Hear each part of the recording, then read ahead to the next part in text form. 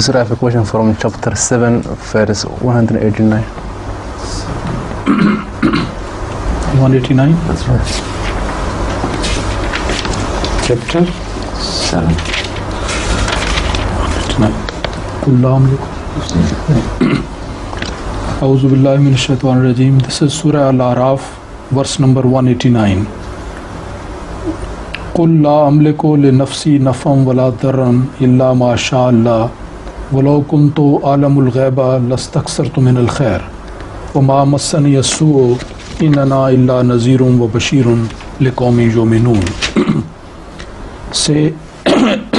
Say, I have no power to do good or harm to myself save as Allah please. And if I had knowledge of the unseen, I should have secured abundance of good, and evil would not have touched me. I am only a warner and a bearer of good tidings to a people who believe. So, could you kindly give us the explanation of this expression? وَلَوْ كُنْتُ أَعْلَمُ الْغَيْبَ لَاسْتَكْثَرْتُ مِنَ الْخَيْرِ وَمَا مَسَّنِيَ السُّوءُ. You can frame the question in Arabic if you like, okay, and then I'll answer it. Okay. Now here, this is one place where I beg to differ with the translation of the word khair. Khair in Arabic may mean good, correctly so of course, but may also mean the worldly wealth.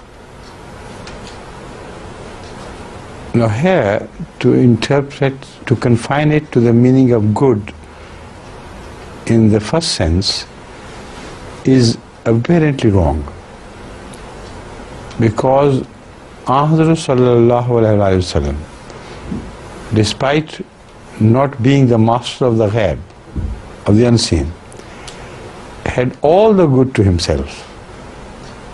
He was good personified. So how can he deny this? That if I had known ghaib, if I had known the unseen, then I could have collected goodness all around me. That he had already done. So here khairat is not mentioned in the sense of good deeds. Khair is mentioned only in the sense of amwal, al-khair, al-mal dunya. And with that I can proceed with the interpretation as I think is justified. Please translate this. Right. Now this is a very profound verse. Every verse is profound, but in the sense that it explains the scheme of worldly things here on earth so beautifully. The secret of wealth, collection of wealth or amassing of wealth, lies in knowing the ghaib. Now you apply this to the whole economic system of the world.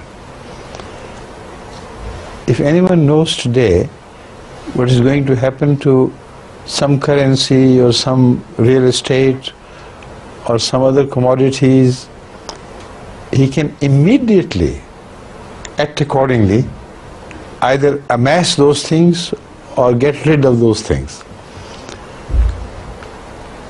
And all the knowledge which the West has is the source of income, their source of income, which is ghaib to the third world countries. If they knew also the technique of making even high class lipsticks or hair oils, they can amass immense wealth. So the secret of wealth is knowledge. Not only the knowledge, but the knowledge of the unseen in relation to some others. When there are others in the world who do not see that knowledge and understand that knowledge, those who do can make a lot of wealth out of this ignorance of others and their access to that knowledge, which is secret. That is why they always mention trade secret. in many things, in many trades and industries, there are some secrets which are not told to others at all, because therein lies the key to amassing wealth. So Hazrat sallallahu alaihi wasallam is told to mention to the world that I do not have a direct access to what is unseen. Only Allah has. And those ulama who attribute this direct access to Muhammad Rasulullah sallam are falsified by this verse. They are given a lie. Hazrat sallallahu alaihi wasallam needed wealth to serve the cause of Islam. He begged others, Muslims of course, to help him in performing the task of ultimate victory of Islam through whatever wealth they could attain or put in the service of Islam. If he had known of the unseen, he could have been the richest man on earth even in his time. He did not have to go to anybody else seeking help. He could have told the world, look here, there is gold underneath that tracted land. The King Solomon's mines lie there in Arabia, and so on and so forth. And all the oil and how it should be used could have been discovered by him himself immediately during his lifetime. So he could have been the richest man on earth in no time. And he could have known in advance of the usage of oil and the mechanism, machines which consume oil. All that relates to ghaib. So Hazrat sallallahu alaihi wasallam is telling the whole world that as far as the possession of the unseen, of the knowledge of the unseen is concerned, innama ana basharun mithlukum, I am like a bashar, like yourself. And yet, in all such matters where the knowledge of the unseen is required by me, Allah reveals me of that knowledge. It reveals that knowledge to me, but not in the sense that we are discussing. So this verse indicates khair to be the worldly wealth. Correct? Now, the man who has knowledge of everything avoids accidents. Nothing untoward can happen to him at all.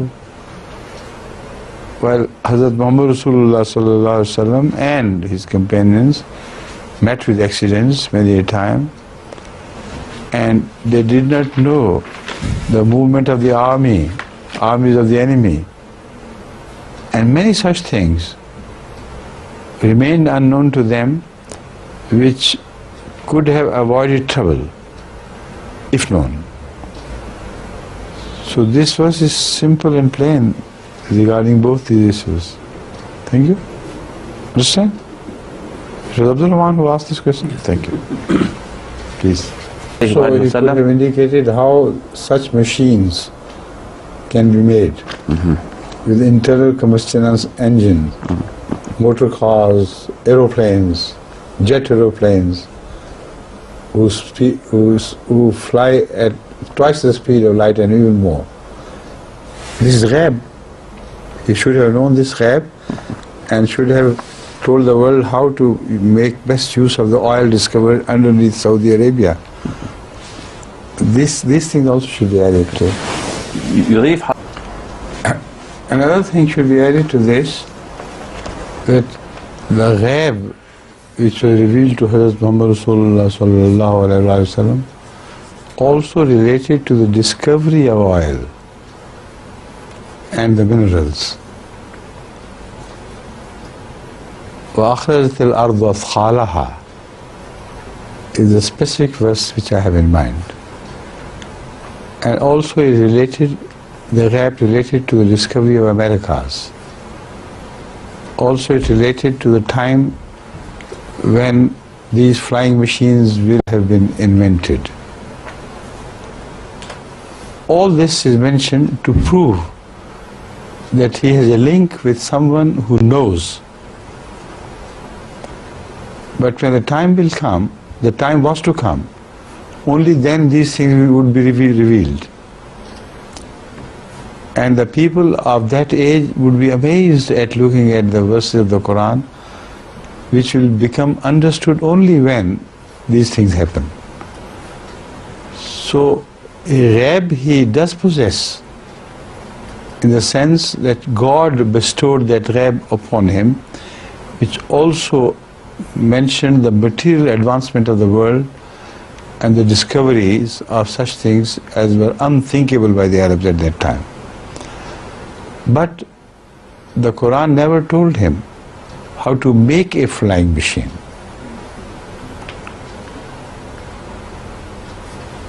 If that knowledge had been bestowed on him, then he could have amassed the wealth which the Holy Quran says he did not amass. See?